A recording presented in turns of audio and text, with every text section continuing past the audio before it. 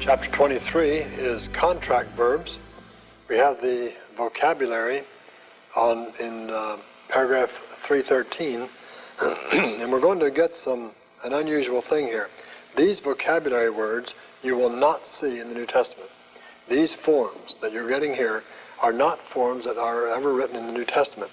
But we have to get these forms in order to learn what the New Testament words are. What I'm saying then is that these are going to contract down to something different. They'll look like this, but these particular forms will not be there for the most part. The first one is agapao, I love. This is the loftiest word for love in the New Testament, agapao. The second word, akalutheo, I follow. Galilea, Galilee. Dilao, I show or I make manifest, dilao. Evloyeo, I bless, evloyeo, I bless. Evkaristeo, I give thanks. And the modern Greek has the evkaristo is the word for thank you in Greek, evkaristeo. Zeteo, I seek. Theoreo, I behold. Kaleo, kaleso, ekalisa, eklethine, I call. Now he's given you all the principal parts of kaleo. Kaleo, kaleso, ekalisa, and then 4 and 5 don't appear, and then eklethine is the aorist passive, I call. Laleo, I speak. Parakaleo, I exhort or I comfort. Peripateo, I walk. Pieo, I do or make. Proskineo, I worship. Stavrao, I crucify. Tireo, I keep. Timao, I honor. Phileo, I love, a different kind of love, more like friendship. And then korai, a country. These verbs are called contract verbs in that the stem ends in a vowel. And because of that, when you put the vowel endings or a variable vowel or something like that with it, then we get contraction. We had contraction before in consonants. Remember in paragraph 156 in chapter 13, we would put a sigma on words, then the consonants contracted. The same thing is true in contract verbs. The vowels contract. And there are certain rules by which we have to formulate the proper word to use in the New Testament. So we need to learn these. What happens when a vowel comes together with a vowel? What happens when a vowel comes together with a diphthong? All right, we have these on the flip chart, the rules. And we need to see what happens here. Now, rule number 1 in Machen is simply saying that, well, it's not anything about contraction. It's about the vowels that close a syllable. The first rule concerning contraction is number 2. We've retained Machen's numbers, and this is Roman numeral 1 that you find there on contraction. What he says is, when 2 like vowels make a long vowel. Now, once we say like vowels, then I find I'm going to have to show you what a like vowel is. So we're going to need to look at the workbook. On page 51 of your workbook, you'll see that there are certain class vowels. When he talks about like vowels, this is what he's talking about. In the A class, we have alpha short, alpha long, and then an extra long. Now this is my terminology, you won't find this anywhere else. But an extra long is alpha iota. And then the E class vowel, epsilon, the long of epsilon is eta, extra long is epsilon iota. I noted that, well, the O class would be omicron, omega, and then either U, omicron epsilon, or omicron iota. I note here that the epsilon is strong and the omicron is strong. I say that because they become exceptions when they get together. They make exceptions to all rules, so they seem to overcome other things and go extra long rather than simply long. So we'll keep that in mind. The class vowels, A, E, and O class, and when he talks about like vowels, he's talking about vowels in the same class. All right, now we can go back to the flip chart, and that will help, I believe. Now, 2 like vowels. 2 vowels in the same class is what he's saying. In other words, an alpha plus an alpha will be long alpha. They form their own long. Two vowels in the like class will make their own long. So long of alpha is extra, or is long alpha. Now, you won't find this line over top of it. We do that simply to show you that it's long. It's simply long by, and it makes a difference whether it's long or short in accenting, etc. So that is the long of alpha is alpha. So two like vowels make their own long. Here's the two like vowels. 2E class. Epsilon and eta are both in the same class, and when you get two of the same class together, they will form their long, which is eta. O class. Omicron, omega, they will make omega when you get them together. What we're saying then is if a verb ends in an alpha and you put an alpha ending on it, then you'll get this. If a verb ends in an epsilon, you put an eta on it, you'll get an eta, and so forth. Now, there are exceptions to that rule. This is rule 3, and it's an exception to rule 2, so we've indented it. If you have epsilon, epsilon, now they're like vowels, but remember I said epsilon was strong? Well, it goes farther than long, it goes to extra long. Omicron is also long. I mean, it's strong. So when two omicrons go together, they make oo, the extra long form of the O class. Now, that's the first rule. The first rule then is two like vowels make their own long. The exception would be epsilon, epsilon, or omicron, omicron. They make extra long. The second rule, rule number 4 we mentioned, is O, any O sound overcomes all the others and forms omega. If you have an O, whether the O comes first or second. Omicron alpha, that's an O sound. It overcomes alpha and makes its own long, omega. Even when it comes second. Alpha comes first, omicron comes here, the O sound overcomes the other and makes omega. So, rule, any O sound overcomes all others, forms omega. Except, and you'd expect this exception, whenever the O sound is with an epsilon, two strong vowels, and they're going to make the extra long, which is oo. The same is true here. Whether it comes first or second, the O is going to overcome the other and form oo. So I guess we'd have to say then that while both of these are strong vowels, O is stronger because O overcomes epsilon and makes oo. All right, so two rules so far. Two like vowels make the common long, except here. An O vowel overcomes all others and makes omega, except here. When alpha, epsilon, or eta, this is rule 6, alpha, epsilon, or eta come together, whichever one comes first overcomes the other and forms its own long. So alpha plus epsilon would be alpha long. Epsilon plus alpha would be eta. So those are the basic rules, those three rules really. Two like vowels make a common long. O overcomes all others and forms omega. And when alpha, epsilon, or eta come together, they form their own, the first one forms its own long. Now, what I'd like for you to do is fill in the chart that you have in your workbook. There's a chart, and it looks just like this. And I'll give you this. Now, in your workbook, you have an alpha. It looks like an alpha here. These two came together, and it made it look like alpha. This looks like an alpha in the workbook. It's supposed to be omicron iota. And then I've given you this because this is an exception, and I didn't want you to have to worry about that. So fill in that one. Omicron iota there with epsilon, and you put on a omicron iota, it will come omicron iota.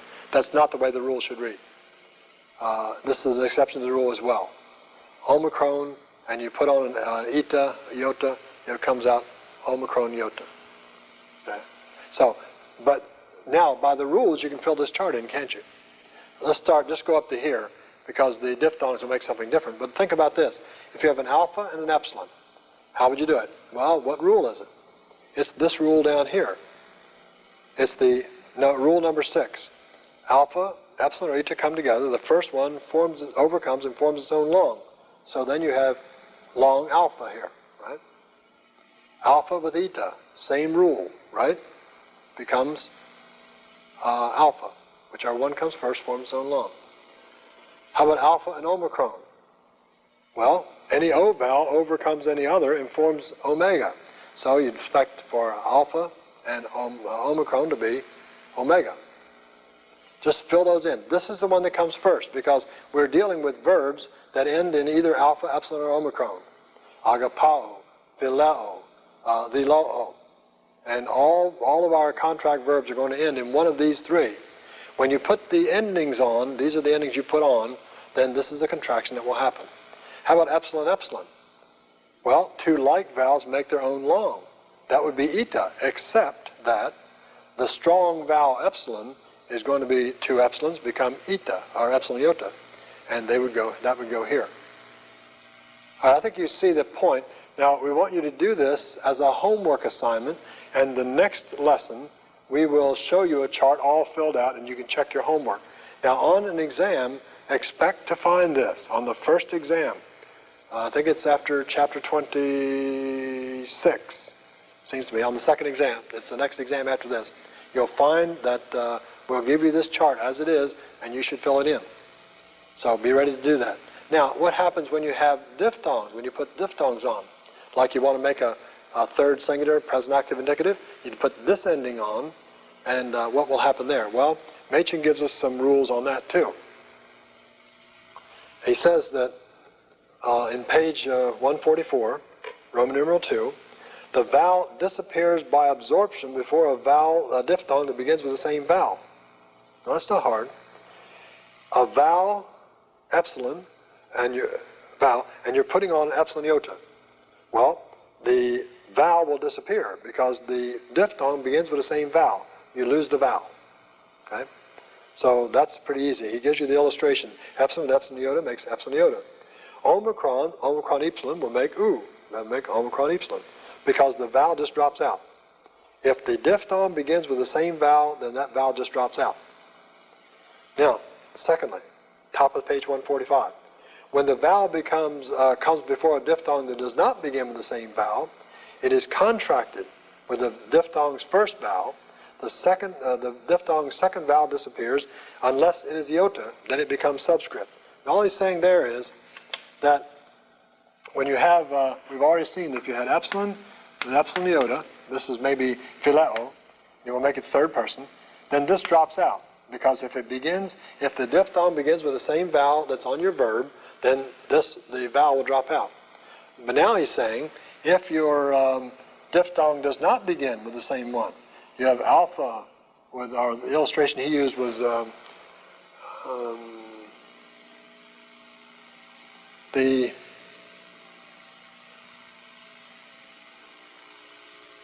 epsilon with epsilon, alpha with epsilon iota. Alpha with epsilon iota. All right? If you did that, then you ignore that for the moment, and you will contract these according to the rules that we've already seen, the rules for vowel with vowel. That would then become, the alpha would be long alpha, this would become subscript. So, what he's saying then is, rule number one with diphthongs is, if the vowel is the same as the first vowel of the diphthong, ignore this vowel. If it is different from that, then ignore the second letter of the diphthong. If it's iota, it will come back iota subscript. And that's all there is to that. Then the third rule is the exception, that is, omicron epsilon iota and omicron eta iota will make omicron iota. And just watch that exception. But remember, once you have ignored this, then you have the diphthong, no problem. But once you have ignored this one, then you have to go back to the rules for vowel with vowel and say what would happen. This is rule number 6. So 6 says this will become alpha, long alpha with iota subscript. So follow through that, fill out the chart, fill out the whole thing, and then the next time we get together, we'll show you our chart and see if your chart looks like that. Now, in the page 146, you should write out the uncontracted forms of the present system. Go right down the line. Say, all right, I'm going to take phileo, for instance. Okay, phileo. And then, if I take phileo, then That's the uncontracted form.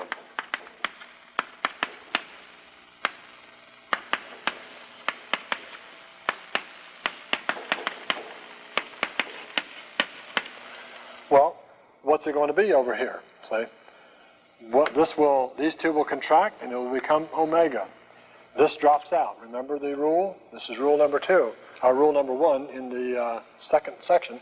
If it begins with the same vowel, mark it out. Epsilon, iota, sigma. This would be the same thing, wouldn't it?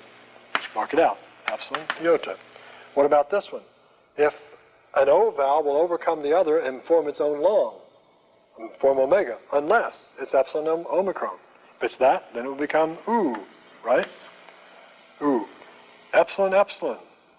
Two like vowels form the long, eta, except if it's epsilon, epsilon, then it becomes epsilon, iota. What about this one? Now we have one. If you have a vowel and the diphthong does not begin with the same vowel, then you take that one off, contract these according to the rules of number 1. Epsilon with omicron, well, epsilon with omicron, O vowel overcomes the other, forms its own long, except omicron epsilon, and that would become oo. See? Now that's the way you do it. Now, you can do that with anything. Do it with the imperfects as well. See? Present and the imperfects is what we're working with. Then you can go in the back of the book and check yourself. Let me show you the pages. Paragraph 590 in the back of the book. And you'll see them back there. Remember we showed you 589, all the forms of the regular verb. Then the contract verbs. Timao is there, all uncontracted forms, then the contracted form, side by side. The next page, paragraph 591. Phileo, and then the rules that one I just showed you there. Oh, I got it right. In any case, there it is in that page. 592. Liloo. Same thing. So you can check yourself with that. Go over and see, wonder what rule that is. Maybe even put the rule down. Roman numeral 1, number 4. Roman numeral 2, number 1, or whatever. And check that out. Fill out your chart so that you'll have that all squared away when we look at it next time. Look at the workbook. Use that. The rules that we have there are spelled out very much like Machen, so it won't be that much advantage, but you'll have them there. Fill it out, and then we'll check it out next time. Now, paragraph 318 says, it will be observed that there are 2 exceptions to the rules. The present active infinitive of verbs in ao is contracted from a-in to on. Now, just read that, and you'll see the difference. Alpha, epsilon, iota, you'd expect to be long alpha. Instead, it is... it is long alpha instead of alpha with iota subscript. That's not unusual for it, the iota subscript to drop out if it isn't the final vowel. So but look at those exceptions and see if you can see why they would be that, and then see what the exception is. In paragraph 321, verbs whose stems end in a vowel regularly lengthen that vowel before suffixes. Now, we've talked about what happens if you put a vowel at the end of a contract verb. What about if it's not a vowel? What happens then? For instance, if you wanted to make one of these words a future, then you'd have a sigma. What happens then? What happens if you put a sigma alpha, or a theta eta, or kappa alpha of the perfect? Well, what he's saying there is that the epsilon, there will be a lengthening. Paragraph 321, the alpha and the epsilon will lengthen to eta. Before a sigma or a theta, there'll be eta. Every time, before either one of those, alpha or epsilon will lengthen to eta. Omicron will lengthen to omega. So before those, you'll see omicron. Omicron, omega. Epsilon and alpha will lengthen to eta. Omicron will lengthen to omega. So you see that in the paragraph 321. Now this has nothing to do with contraction. Don't get it mixed up. Contraction is 2 vowels together. they contract and make some kind of a form. This is simply lengthening of that vowel before the sigma, the theta, or the kappa of the other principal parts. Now, in paragraph 321, he says, learn to do this in reverse. Good idea. Because if you have a word like, well, he gives an illustration, erotithi. Erotithi. What in the world is that?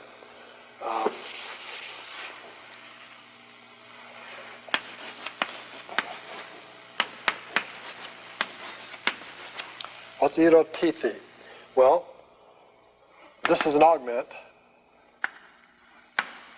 And here is the theta eta. So this can be one of four words. This augment could be a lengthening of either alpha or epsilon, as you remember, paragraph 126. Right? So that could be either that. So you have either aro something or ero something. Now this eta here, before the theta, you expect that this word, this letter is lengthened from either alpha or epsilon. So you really have four choices: aro tao or aro teo or ero tao or ero teo. Could be any one of those. Now what you have to do is either look it up in the back of the book, or you have to say, oh, I know that word. That's ero tao. I know the word. So if you know your vocabulary, that wouldn't be any problem. But you're going back from the form that you find back to the original to see what the original word is, and then you'll know what the original word means. But that's what he's talking about in paragraph 322. Paragraph 323 has the usual thing in languages, that is an exception. Kaleo is an exception to the rule just given. Kaleo does not lengthen the epsilon. That's why he gave you those principal parts in the vocabulary. Kaleo, kaleso. You'd expect it to be kaliso, lengthening before the sigma. Not so. Kaleo, kaleso, ekalisa, and eklethine. So he's saying that there will not be a lengthening, and the sixth principal part, the aorist passive, is not a lengthening, it's simply a irregular form.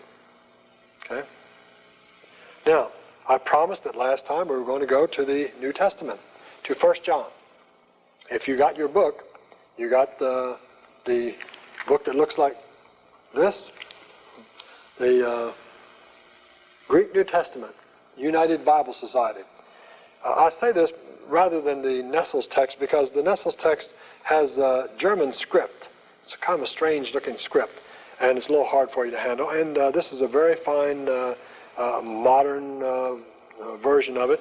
I mean, it's good men have worked on it and brought the apparatus up to date, made the apparatus readable. So most schools are using this UBS text, or United Bible Society. So very little difference, though, between these two texts. In fact, the 26th edition of Nestle's text is the same as the 3rd edition of the UBS text. Very same. Remember now, you're beginning on the study of the Word of God. You're handling not a textbook, you're handling the Word of God. Be very careful how you do it. And remember also that Zodhiates has read the New Testament on the tapes. If you want to find one of those and use it, it'll be very helpful for you. 1 John, this is page 813. Now I know when you first start with the Bible, you say, well, I spent a lot of time in the New Testament last night, and then after I found 1 John, so forth. Page 813 will do it, and you're there with 1 John. Saved you a lot of time. There's some things that you don't know yet. We have to bring you up on some things, but we can't wait till we get to the end of the course. We want to get you into the New Testament. So we're going to start translating. The first thing we need to help you with is the relative pronoun, the relative clause. So you need to turn in Machen now to page 173. Page 173, and see the relative pronoun there. We don't want to get into learning of it or anything except to show you that the relative pronoun, who, which, or what, is, or who or which, has endings just like you've seen before. We've had it in nouns, we've had them in adjectives and pronouns and so forth. Os, u, o, on. Notice it's a rough breathing. Os, u, and it has an accent. So the neuter singular, o, looks like the article, except that it has an accent. So be careful about these. The relative pronoun is used within a relative clause to modify or to stand in the place of a noun. That is, a relative clause may modify a noun. When it does modify the noun, the relative pronoun itself will agree with the word it modifies in gender and number, but not necessarily in case. So you will look, when you have a relative pronoun, you'll look to see what the relative pronoun modifies and then diagram it under that word, if there's something there for it to modify. Remember that? Remember that in the participle, when we had a attributive participle, we look for something to modify. If there's nothing there for it to modify, then it stands in the place of that. So it can be either an adjective use, modifying a noun, or it could stand in the place of a noun and just do the work of a noun in that way, acting as a noun, being the subject of a sentence, the object, or whatever a noun can do. So the relative clause then is a word that has a clause that has a relative in it and either modifies a noun or stands in the place of a noun. Now, we're going to see in this, in 1 John, that the relative is used, this whole first sentence, whole first verse, is not going to be up to grammatical standards. I think that the whole first verse there is simply a title. It's a title that he had on the book. And we're not going to look for strict grammatical rules to be followed there. It reads, O in aparkis, O akikoamen, O elderakamen, tis ophthalmisimon. Now, all he's saying there is, that which was from the beginning. Now, the O, if you still have your Machen open, you see that that O there is the neuter, either nominative or accusative. Now, in this case, it's nominative because it's the subject of the in. In there is the verb. You've seen that one before. That's the imperfect of imi. O in aparkis. So, you'll see over here in the chart that we have, we can diagram. You thought we were just diagramming Machen. Not so. That which was from the beginning. See? That's just a sentence thrown up there. It's not a full sentence, just a clause. That which was from the beginning. That's what we're going to talk about. We're going to talk about that which was from the beginning. So that's why I think it's a title. We have heard that which. Now you say, wait a minute, you had it over here, now you got it over there. Well, remember, this can be either nominative or accusative. And I take it that it's accusative here because when I put my verb here, akikoamen, then I know that because that's first person plural, the emis has to be the subject. So, we have heard that which. Now that sounds funny. We would rather say that which we have heard. But grammatically, the subject is we. We have heard that which. Then we have eorakamen. Again, a first person plural, the subject has to be emis. We have heard, we have seen that which. Now, what do you have here? Paragraph 115 in Machen. A dative of means or instrumental. We have seen by means of our eyes, see? Ophthalmis. That's the word for our eyes, ophthalmos, ophthalmos. We get our word ophthalmology from this. The eye doctor. Ophthalmis, eyes. We have seen with our eyes. So we have then three relative clauses. They don't, they're really not modifying anything, and a relative clause really can't stand by itself. But it's just a title. We're going to talk about that which was from the beginning, that which we have heard, that which we have seen with our eyes. Then he's going to go on and say, make some statements. But that's verse 1. Now, what I'd like for you to do is do this. You need to not only diagram and translate, you need also to parse. Now, we had parsing sheets before, and those parsing sheets gave you a form, gave you this kind of thing. Remember that? There's the parsing sheet that we had. And what we'll do now is we will parse. We have the reference here. The reference will be 1 John 1:1, and then the verb. Put the verb. The first verb you would have would be een. I'd like for you, if you're doing this for credit, we need to put every verb that we find, as many times as we find it, put it in order. Een will be the first. The lexical form will be the form from which it comes, the present active indicative, which would be me. Now, een is the imperfect. Indicative, if you have a voice, it would be active. Really, there's no voice with me. Indicative, that's mood or form. Person, third, singular. No gender or case. It was. It was would be the translation. Now, do this for everyone. The next verb will be akikoamen, from akuo. You've had this before. Is perfect, active, indicative, first person, plural. No case or gender. We have heard, or we heard. We have heard. Elrakamen, right on down the line. Fill in every verb. Now, there may be some verbs that you have a little trouble with, but please attempt to do them, and look them up in your, you got a dictionary probably in the back of your UBS text. Back in there, there's a sufficient lexicon for you to find every word. It has every word there, and that will be sufficient for you doing this work.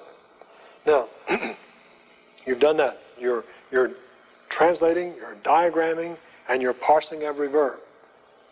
You've done verse 1. Now, we haven't done verse 1. There's still more of verse 1 to do.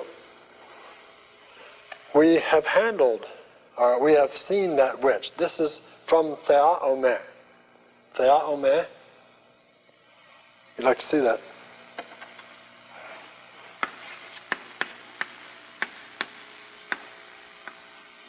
Theaomē. This is the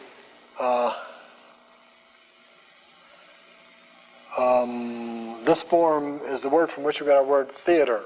Theaomē. I beheld as a parade is the idea. We beheld that which as a parade. We looked at him, paid attention to him, and our hands handled, assuming again that which, concerning the word of life. Now remember, prepositional phrases, adverbial, go under the verb. This is from silafao. Silafao.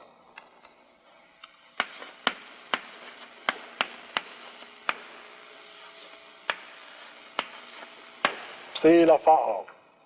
And that is the, see the sigma alpha? That's an aorist active. There's the augment. Silafao. Alpha contract. Eta has lengthened to alpha, or alpha is lengthened to eta before the sigma, what we just talked about. See? And then if you wanted to, you could go ahead and put the omicron out there again and put it in parentheses, just add it as an explanation. This is from kiros. Kir, that's the stem. Kiros. Look up that word and you'll see it. That's a word for hand. Our hands have handled concerning the word of life. That's verse 1. And you would diagram or parse this verb, every verb in order. Don't miss any. See, what I'm telling you to do with 1 John is what you can do with all the whole Bible. We're just going to do 1 John here, and then when I cut you loose, I expect you to keep right on going. Now, verse 2 says, and this now we begin with things that make sense. The life was manifested, and we beheld. This is from phaneroo. You'd be able to find that. You should be able to. You know that that's an augment because this is an aorist passive. And so aorist passive would have an augment, and take that off, and you look up the word beginning with phaner, and you'd soon find that, and omicron contract. See? So, the life was manifested, and we beheld, and we bear witness, and we announce to you the life eternal, the eternal life. Again, you're parsing these verbs. Present active indicative, apangelo. Then you see etis here. Etis is an indefinite relative, still a relative. So handle it just like you would a relative pronoun. So this is a relative clause. Now you see, it is feminine, it is singular. It modifies zoin, feminine singular. So this clause, it's going to take its own place in its clause, but it's showing you what it modifies, so you diagram it under zoin. It's the life eternal. Which life? It's the life which, subject, was, verb, and by the way, list that again, was with the Father and was manifested to us. That's the life we're talking about. So in that verse you have 1, 2, 3, 4, 5, 6 verbs that you should parse on the parsing sheet, and we'll try to keep you informed of the translation of these and the diagramming. And what I'd like for you to do is try to do a couple of verses yourself for next time. We'll try to do 2 verses with each section at least, and then if you try it, then you can know whether you have done it when we show you this next time. Another thing, I'd like for you to consider this your Bible. I know you carry it to church and somebody will say, "Oh, you're carrying your Greek New Testament, you must be a scholar." The best way to do is just to put a cover on it. Don't worry about it. Put a cover on it, and then when your pastor begins to read, open it up to that. It may take you a while to find it, and you only recognize half of the words, but you'll begin to get a feel for the Greek New Testament. And if he's reading 10 verses out of the Greek New Testament, then you're following right along. "Oh, there it is, there's a ket. There's another word, there's this, there's that." So we want you to get used to it. Wherever you go, carry your Greek New Testament, and let that be a part of you. And then next time we'll get on to more of the Greek New Testament and into liquid verbs.